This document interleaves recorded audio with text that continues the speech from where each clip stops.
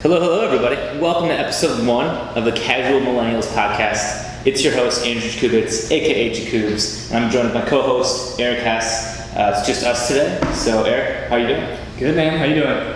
I'm doing pretty good. It's a Tuesday when we're recording this. Both of us have kind of talked about how busy we are in our lives, so it's nice to just sit down and have a conversation, that's for sure. Absolutely. Super excited to get this podcast started off. We've been talking about it now for like a month. Yep. So we're ready to roll. Yeah, it's been a bit of back and forth between us. I'm glad we were able to get something on the schedule that works. And I'm glad that you're listening to this right now because that means it got published. So let's just start out by giving the people kind of a background on what we talked about, what this podcast kind of came from, and then what it's going to be like going forward, really. So I'll hand it off to you here, and then I'll jump in after. Sweet. So like Andrew said, my name's Eric. I started a company with a friend of mine from high school and college. We are a digital marketing agency called Social Surge Marketing. My role there is kind of like head of accounts, kind of just director of business, and his role is pretty much everything else, like marketing related. He does a lot of that work, and I do a lot of the business development. Been doing that now for about 2.5 years, and been doing it full time for about 1.5 years. Yeah, it's been crazy. I've been following you guys since you guys pretty much started it, or I think maybe we ran into each other like right after you guys had started it, and I kind of checked up on you. So yeah, I've been following you. It's been really good stuff. Part of the impetus behind me reaching out to you is kind of seeing the stuff that you're able to do, and really kind of wanted to piggyback on that for sure. I am not the risk taker out of the two of us. Ironically, I am a senior financial analyst at Fiserv. I graduated Whitewater with a master's and bachelor's in accounting, got my CPA. Took the safe route, went in public, went to a startup, and now I'm at a Fortune 500 company. So this podcast is kind of an idea that came out of me to think about what college students don't know about the real world. So that's kind of what we're hoping to get a lot of the talking points on, as well as just things going on in the world, going on in corporate America, going on with startups or whoever we may have joined with us that day. And I think going forward, one of the awesome things about this podcast is we're going to be having guests on here a lot, and we'll be able to get really different points of views as well as opinions on everything. Yeah, definitely. And I really wish that I would have had something like this graduated from college or even in college to have something kind of guide me, talk me through what I should do or what I should even look for when graduating. Because I actually graduated with a finance degree from Whitewater as well. Was in the corporate world for about 2 years myself before I ended up taking the plunge. So. Being the risk taker. It's the time to do it though. Your mid-20s, even your early 20s, you have so little, unless you have a lot of student debt or for some reason have a lot of money somewhere else, there's really nothing else holding you back from kind of taking that leap and starting something that you like, right? No, exactly. That's exactly how I looked at it. It was kind of, I don't want to say now or never, but this was the easiest and probably best time forward in my life. That's true. Yeah, that's how I think, I host another podcast, The Bucks Leading Radio, and I started that 2 years ago, not to make it to a career or even necessarily create a business out of, but it kind of fed my creative and I would say entrepreneurial spirit. Can't say that word apparently. And it's been a lot of fun. I've learned a lot, and that's kind of what even jump-started this idea of actually creating an informational one that goes to a broader audience instead of just Bucks fans. So I think, you and I kind of having those similar feelings of what is the real world like, what is a career path that somebody actually took look like, not necessarily the curriculum that school tells you you'll do after you graduate. And then some of the mistakes that we made, maybe some of the mistakes that our guests made, that you can hopefully learn from or at least see coming if you're, in those situations going forward. So it should be pretty cool, hopefully. Yeah, absolutely. I think it'll be really fun. Do this, however often we do it, and just kind of just jump in with it. That is TBD as well for any listeners out there listening to us on the cadence in which this will be released, but we'll get there. So I guess at a time. Yeah, one step at a time. We got together. That's step 1. Now we're recording step 2. So let's kind of dive into this first episode, talk about us a little bit, kind of give our backgrounds. But you went into corporate America. Now you're in, your own business world. You're everything rides on you guys. What is that pressure like compared to being at? I believe we're at. If you want to say what company you're at beforehand, if not, What's the difference like, and how does that affect you personally and professionally? Yeah, well, I don't mind. Yeah, I was at Baird for about a year, a little bit over a year, and then Wells Fargo for about a year as well. And completely different, like so different. You get up whatever time, you get your 9 to 5, quote unquotes. It's not like that at all in your business. You're always on the clock, and maybe that's just because I'm a digital agency, but you're always on the clock. You always have to be answering calls, texts, expecting that next call or text. And if you miss something like that, it could be missing an opportunity for the biggest client of your life. And we've proved that to ourselves by just randomly answering a call late at night one time, and it ended up being our now biggest client. So it's pretty interesting. But yeah, it's a lot different. You don't work traditionally 9 to 5, like I kind of just mentioned there. What's it like, man? Does the pressure get to you that like this could all go under and I gotta go back to corporate America? Does that scare you? Is it the what if I fail? What scares you? Because I know something has to, right? Like I can't even imagine being in that situation. It definitely scares me. It's more along the lines of, it goes in flows, I guess is what I should say. There's weeks or months where I'm like, this is awesome. This is exactly what I signed up for. I finally might have made it, and then it takes a 3-month regression where you're just getting dinged, losing a client. I'm in one of the highest turnover rate industries, digital marketing, and we lost another huge client of ours to outsourcing to Indonesia. So it's just like things like that. Or another client of ours started, it's actually a pretty neat story why we lost her. So we started with a client where she had a person and a half of a team. Okay. She grew to 7 people, got to the point where she could sell her practice because she wanted to focus more on her family. So we got her to that point, sold her practice, and then kind of just terminated that relationship because of that. So it's kind of a cool story, but also sad that we lost a client. Yeah, it's good for them, but you're kind of just left out Right. Shit, now we're back to square one. Yeah, right. But anyway, I'm digressing. It's definitely pressure. I feel that pressure. It's way different. You mentioned, you feel the pressure and might need to go back to corporate America. I don't know if that's ever going to be for me again. I think even if this were to fail, I think I would find a new thing to start up. I've learned so much in these last 2.5, 3 years, and it's more things than I ever thought I would have known. I never thought I would have been in a marketing agency, Definitely, especially graduating with a finance degree. Right. So, totally different. And I picked the wrong one. I wanted a marketer, not the accountant. No, I'm just kidding. Out of the 2 of them. No, it's been a wild path. I learned things that I never thought I would learn. And what I bring to the table other than the business development side of things is I helped pay for college. I self-taught myself how to design websites, which I don't know if a lot of people know that or not, but we offer website design services, and that's what I do. I entirely do that. And that is the only piece of actual work I do, other than the business development side of things. And the books, probably. Actually, I don't do that. What? Yeah. How did you get out of that? We talk about that a lot. His wife's an accountant. Okay. So she helps him a lot, and just kind of made sense in that aspect. Sure. But there is a difference between finance and accounting, so right. That's fair. That's what I said. That's fine.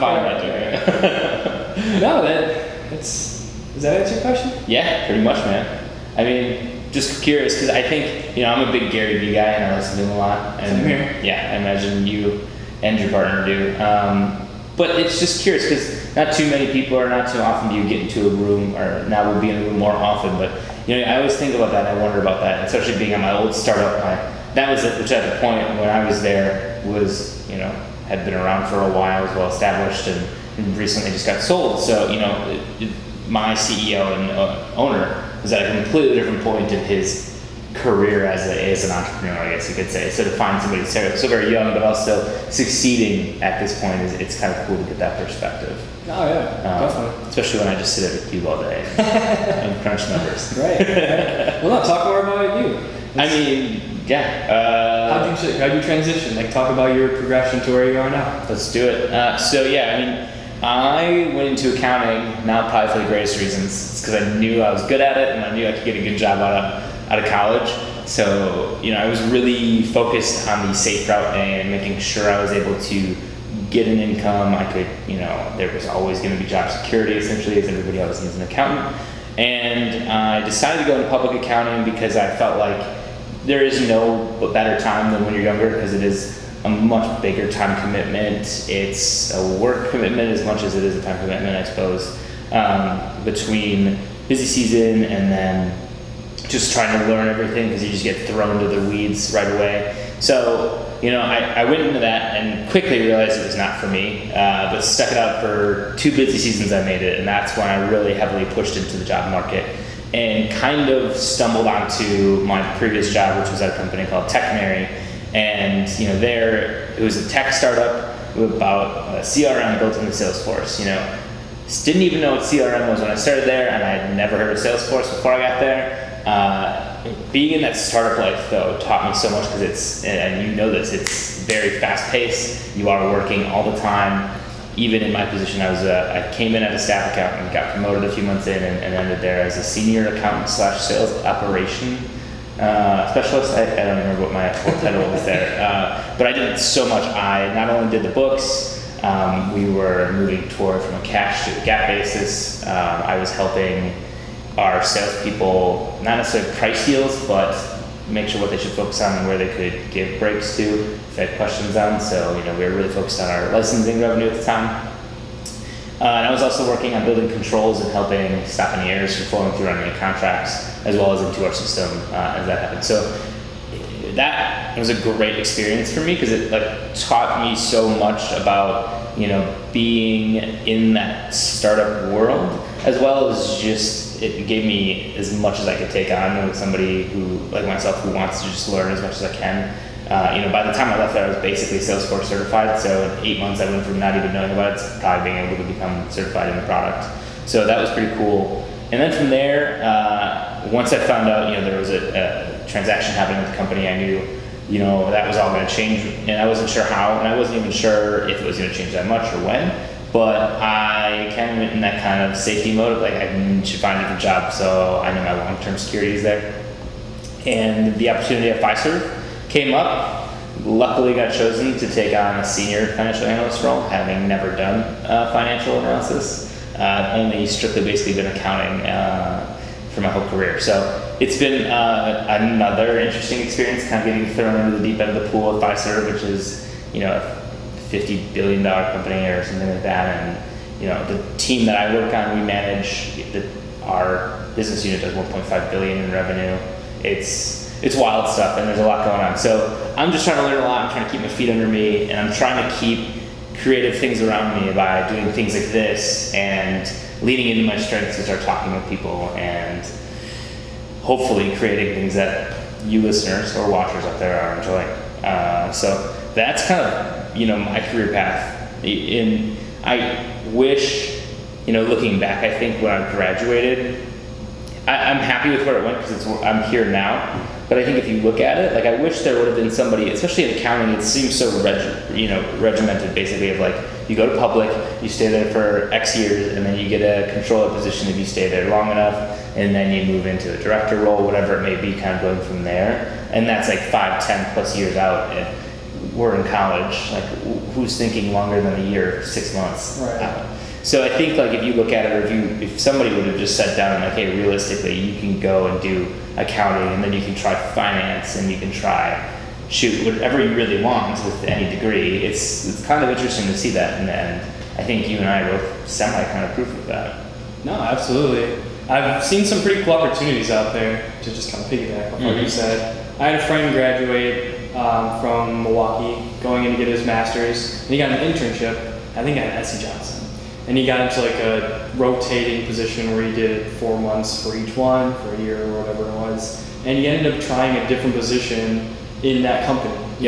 Living in different areas for each position, getting to test out not only different demographics, but just everything about the company. It was really cool to see him just evolve through that and talk to him each time he went through one of those. And it seems a little bit more common. I know a couple of people have done that. And I think everyone should have that opportunity to get to almost pick a company they want and pick a few different positions through it. In a perfect world. In a perfect world, yeah. I'm thinking about that'd be great.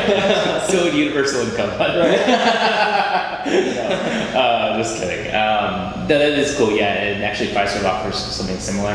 I don't know if the person necessarily travels for it, but they do join different teams and do different stuff. which is, those are cool, I think, as well. Real quick question that kind of popped in my head. Looking back to yourself in college, actually 2 questions. One, did you ever see yourself when you were going through your finance classes starting a company on your own?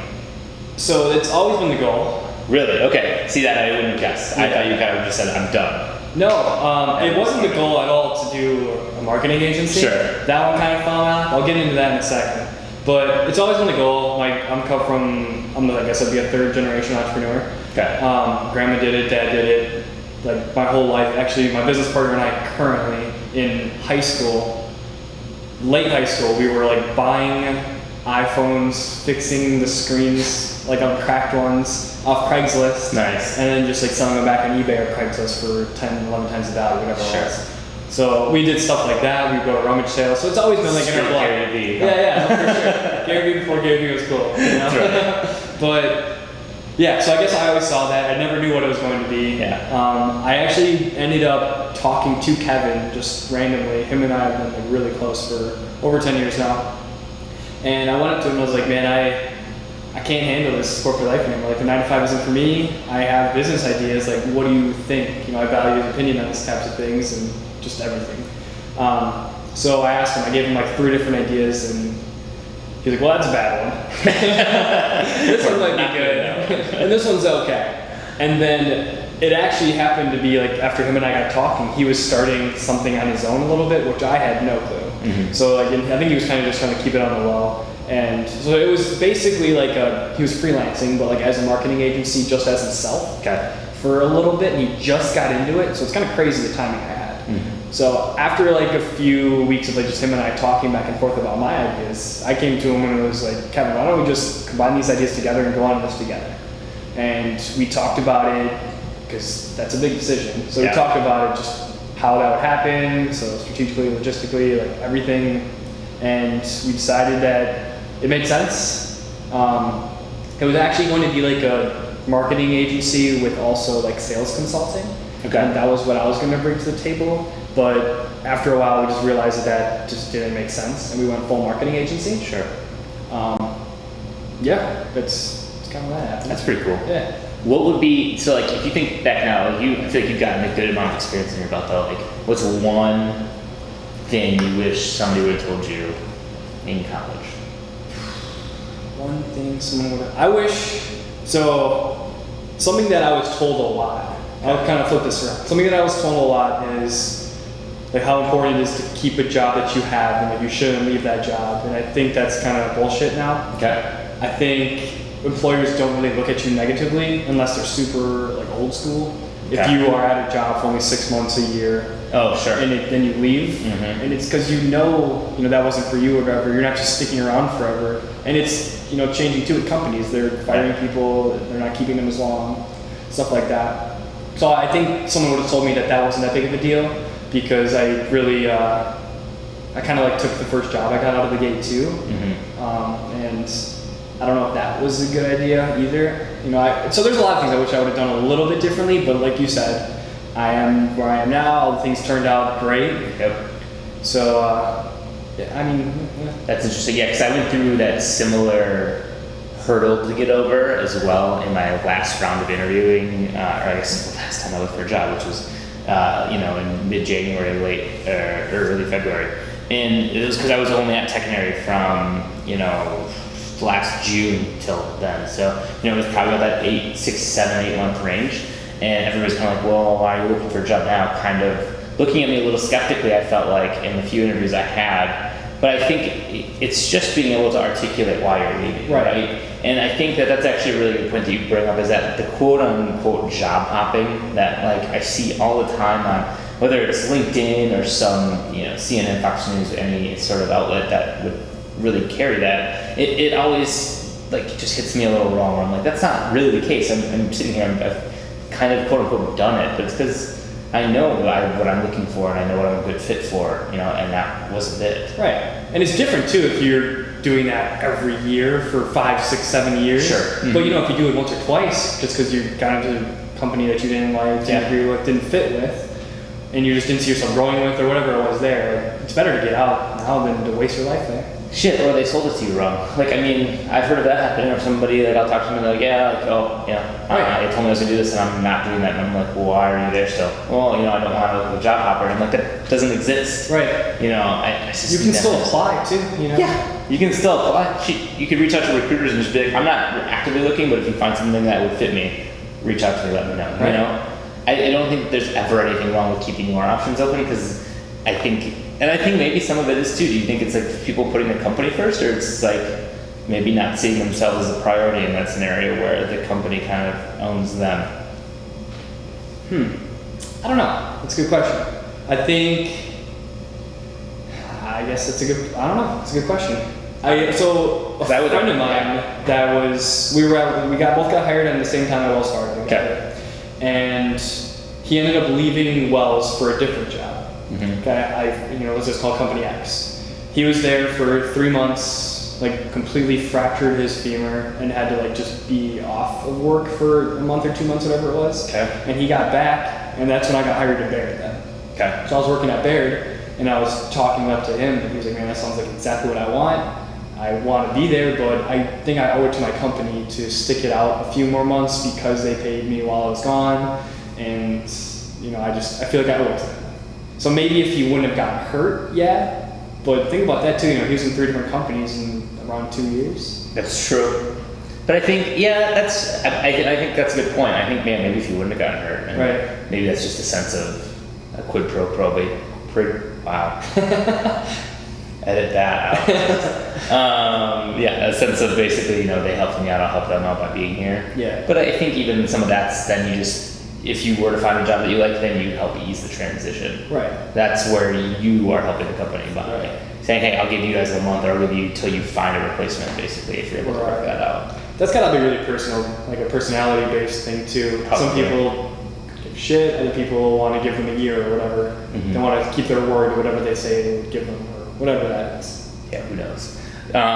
Interested to hear this one. Pros and cons of the corporate world from your perspective. We can't keep it all totally negative. No. Corporate world is great, pros and cons. I love having a paycheck. A steady 2-week paycheck. Right, benefits. So this is perfect timing for this. I turned 26 in 2 days. Nice. And I lose my health insurance from my mother. So that's a positive for the corporate world. It's a little daunting. Yeah. I don't know what I'm going to do yet, but... You're young. You could probably run without it for a little while. No, so that was definitely a pro. Yep.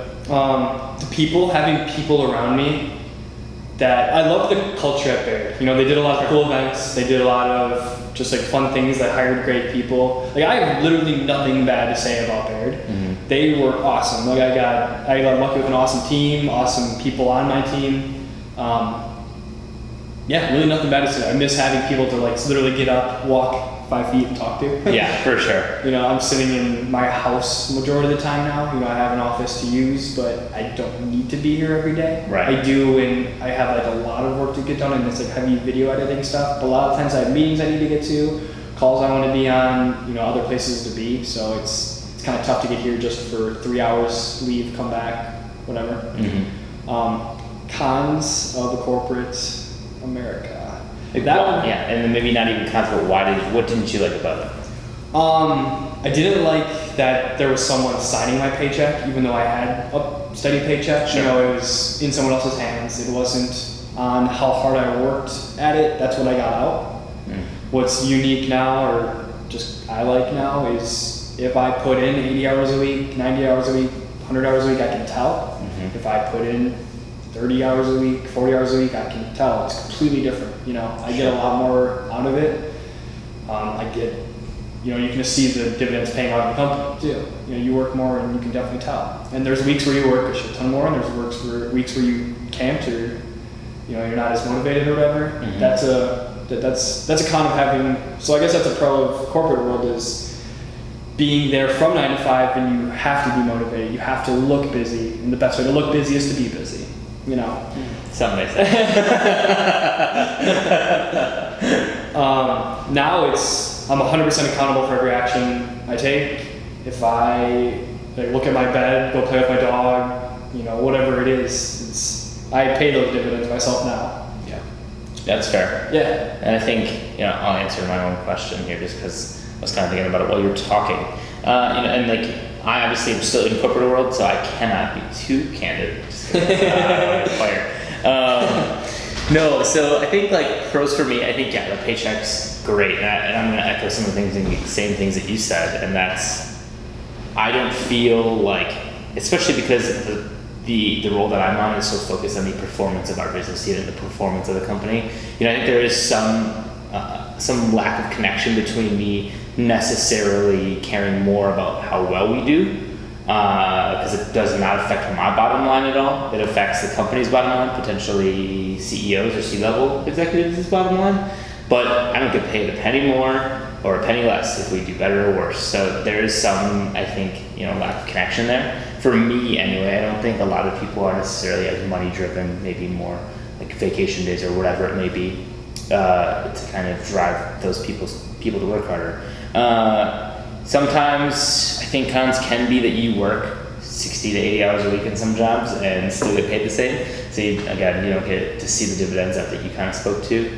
But pros are the networking that you will get from just being in those companies, as well as, especially if you're in a more active communication role, maybe not a data entry role, but, getting up, walking around, or having meetings with different people in different places. That I think is very, very helpful just in a career building, especially when you leave and if you kind of keep those connections. I guess pro would be another benefits. I turned 26 this month too, so I get to switch over to 5 servers at the end of next month. Or at the end of this month, get to pay for it. Otherwise, I think you kind of said a lot. It's kind of interesting that you say all that, but the one thing that I feel like really bothered you the most was that it wasn't you signing your own paychecks. Yeah. And I think that's kind of what drives entrepreneurs, right? Like, that's what it has to be. It's like you just want to work for yourself. You want to be the accountable person. Yeah, for sure. I think it's a lot of getting that actual financial freedom and getting it, I don't want to say earlier rather than later, but like seeing it pay off earlier than later. Because I still don't make nearly as much as I made at Baird. Yeah. It's a fraction, well, I don't want to say a fraction, but less than half. Well, it's definitely a percentage, so you can always say that. That's true. Yeah, man, it's just totally different. Something else too, I guess, with pro, I thought about this while you were talking, is on the team I had at Baird, something that I thought was incredibly valuable was the upper management on that team, having those people to learn from. Good point, yep. While I may not have agreed with every single thing they did, I always took a step back and processed why they did it. What can I learn from that? Is that the type of boss I someday want to be? Yeah. So that was super beneficial to me, and especially the team I had. The team I was on at Baird was like a top 50 financial FA team in the country. So it was super interesting to be on a team like that, where it was people on the team. I think it was 10 mil assets they had to have to even join to be a client of theirs. So it was super interesting meeting some of those people too, and just working with some of the execs around Milwaukee and bordering areas. People that are millionaires, billionaires. I don't know, I think a billion. Thinking back on it, but it was crazy, really cool. That is soon to be guests on this podcast now that I know Eric knows them all, so perfect. No, just kidding. And then, sorry to cut you off if I did there, but I wanted to jump in on one thing that you just made me think of, and that is working with people that have different strengths than you or work differently than you, because you're able to kind of either learn from it or even sometimes take some of those things. So luckily with Kevin and I, we're so completely different in a lot of aspects that it is like having multiple people on your team, where I, like you just mentioned, I'm really detail oriented. He's not. He's a lot more creative than I am. I look at something and it looks the same this way or that way. It's colors don't mean a lot to me. It's the exact opposite for him. So it's nice because he likes doing a lot of things that I don't, and I like doing a lot where he does. When we have other people quote unquote on our team, more like freelancers that work as we need them to, that help us with graphic design, for example. We personally, either of us aren't incredibly gifted graphic designers, but we do have people in our circle that are, so it's just nice to have those. I guess that's more the thing too, is hiring people that can help you with the things that you're not good at, or utilizing freelancers for things that you're not good at and I think it's one of the worst things in the world when you know, or maybe you don't know that you're not good at something. You just keep trying and trying and trying. And I guess like not trying to get better at it, that's different. But like then actually giving that to clients, that's not good. No, exactly. Well, I think, obviously you and I are in two different spots with that, but you're right. It's that self-awareness aspect of knowing what you're good at, what you're not good at, and making sure you're able to put the pieces around you that fix it. And I think, that was, again, part of the reason I reached out to you, because I felt like you and I have solid things that we are both good at, but I feel, I have some experience in podcasting, you have some experience in entrepreneurship as well as marketing and kind of those things, which are things that I struggle with, I hardly market my other podcast. It's very minimal. The logos aren't great. They don't fit anything like they're supposed to, but those are things that I'm good at. I don't necessarily have the time to invest in to get better at those. But shit, I can run a great interview, and you can go listen to those ones to prove that one. But so I think that's just what is important, and really focusing on that stuff is great. Yeah, definitely finding partners in, business, life, whatever, that complement you, and that's why opposites attract, and it really does. That makes huge sense to me. So why did you want to start a podcast? I thought it was a good opportunity to just kind of talk to new people as well, network. Sure. Get myself on more channels as well. That's a great resource for myself. Being able to create more content like this. It's all about creating content in today's world. Like I tell that to our clients all the time. Like one thing you should be doing is creating more content. Yep. And they a lot of times will say, well, the two responses would be like, oh, you're right, I need to create content, I don't do any. Or they think like, oh, I already created a bunch of content. And then my first response is like, create more. Except for those very slim ones that actually are creating enough content. Like, okay. No, you're doing well. Good job. Right. No, it's all about creating content, and this helps me learn about myself, corporate world. Hopefully one day being an awesome boss, actually being able to hire people, and that's another thing too. This is a little bit off topic, but I never want people I work with to feel like I'm their boss. I always want to be like a straight playing field with people. Sure. I think that's really cool. That's one thing I guess I had I didn't love about corporate America, and maybe that's because I was so low on the totem pole. Especially a company like Baird. Yeah, or Wells Fargo. Sure. Like you felt that, you felt, and I don't want to say like they made you feel it, but sometimes, yeah. That's maybe not a great work environment, but yeah, I can understand that. Yeah, for sure. There's deadlines that have to get done, and I'm going to do them now, but I guess they're my decision. Sure. And I always want people to feel it's their decision. Yeah, I guess that's true. I don't know if you'll ever find an employee that thinks it's their decision. That it's, you know what I mean? I don't know, Hopeful.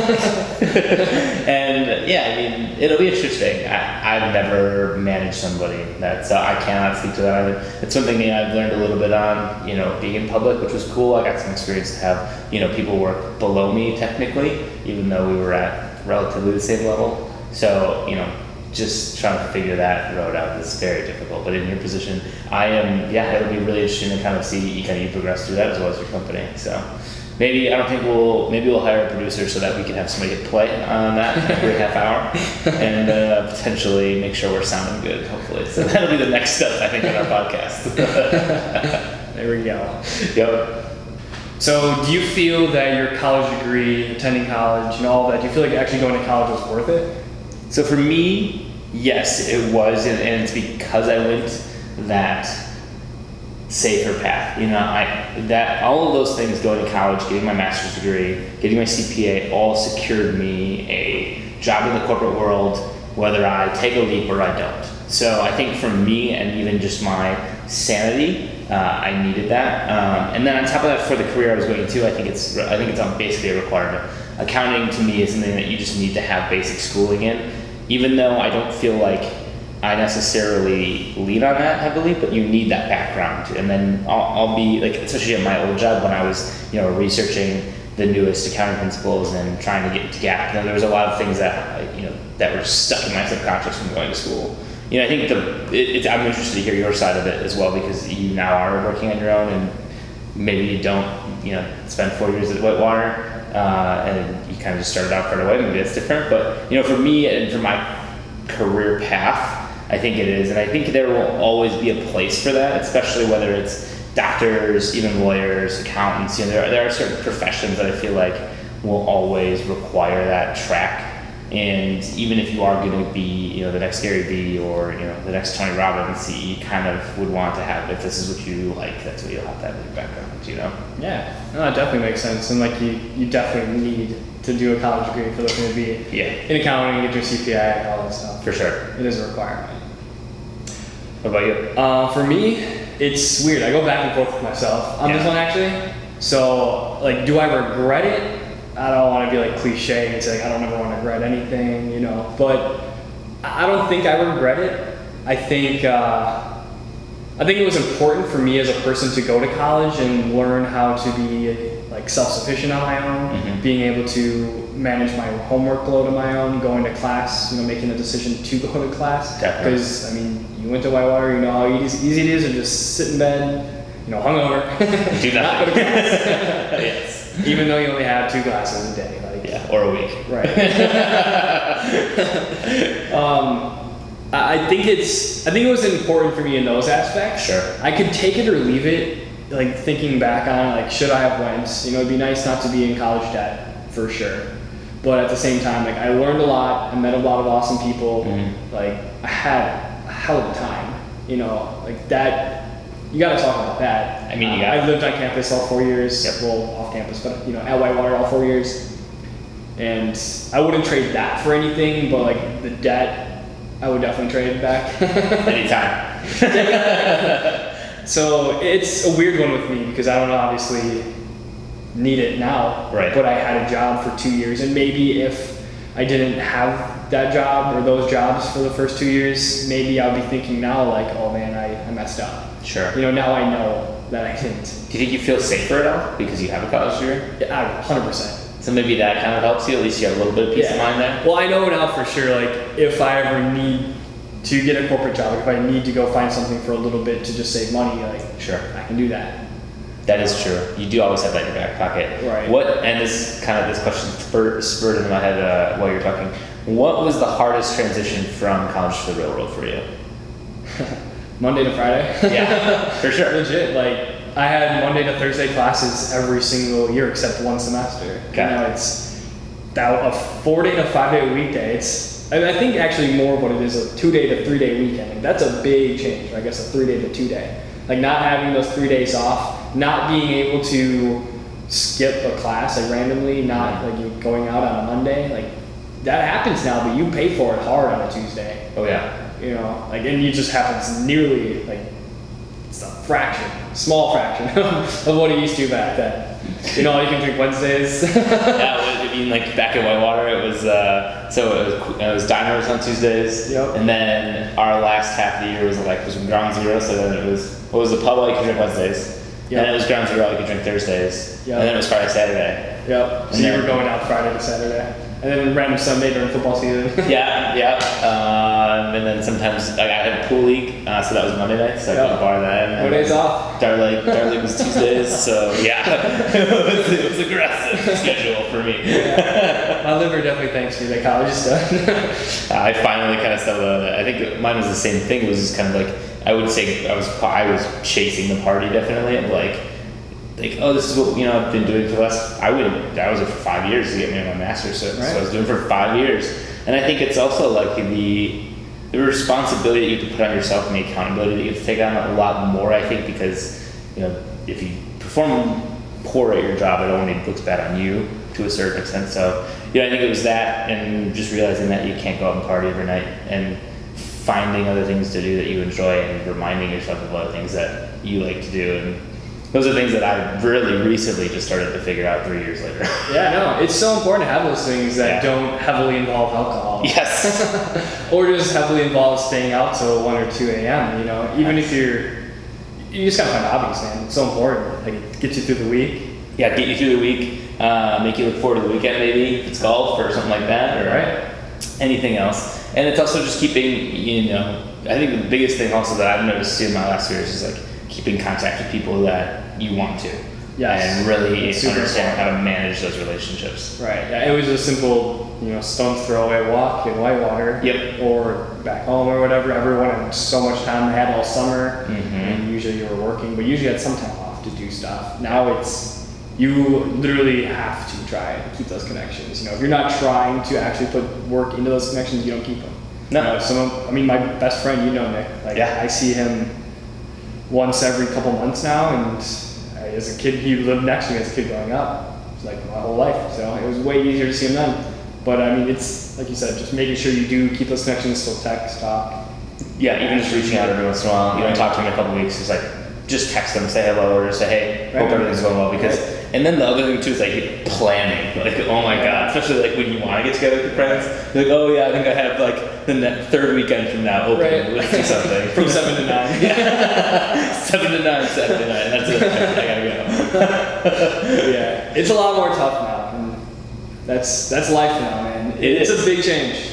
It is. It's a lot of fun, and for me anyway, I think I found it becoming more of a challenge, and kind of trying to overcome whether it is scheduling or kind of balancing act all of your friendships, all of your relationships, and like, shoot, if I didn't have my water, I wouldn't be talking with you right now. I wouldn't have some of my best friends, and yeah, I made some mistakes after college just because of college, I would say, because you get into that routine of going out all the time, but you learn from them, and I think you become better for it. Right, and that's the time to do it. I mean, you're still young.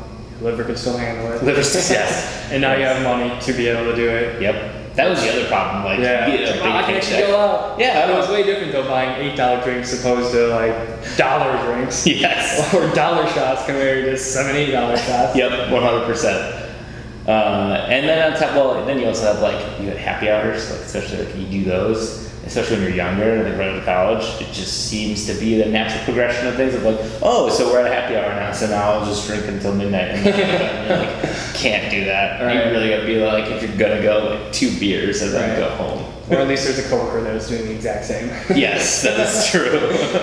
And then you two get each other in trouble. I've definitely been in that before.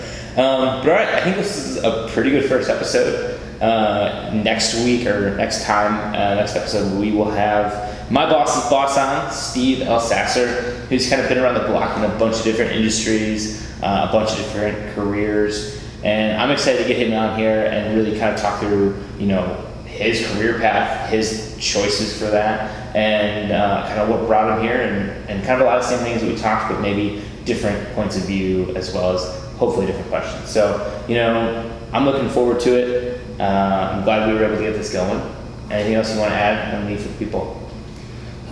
Just that I'm excited to get this going, to actually start interviewing new people, to learn their perspectives on things. I'm sure I'll still learn a lot from all these people we're going to be talking to. So I'm just as excited as our hopeful listeners are too. Yes, and we appreciate you listening. Catch us everywhere you can find a podcast. If you do like it, subscribe, like it, share it, please. Everything that you possibly can. We appreciate it. And then, we'll see you in episode 2. Cheers. See ya.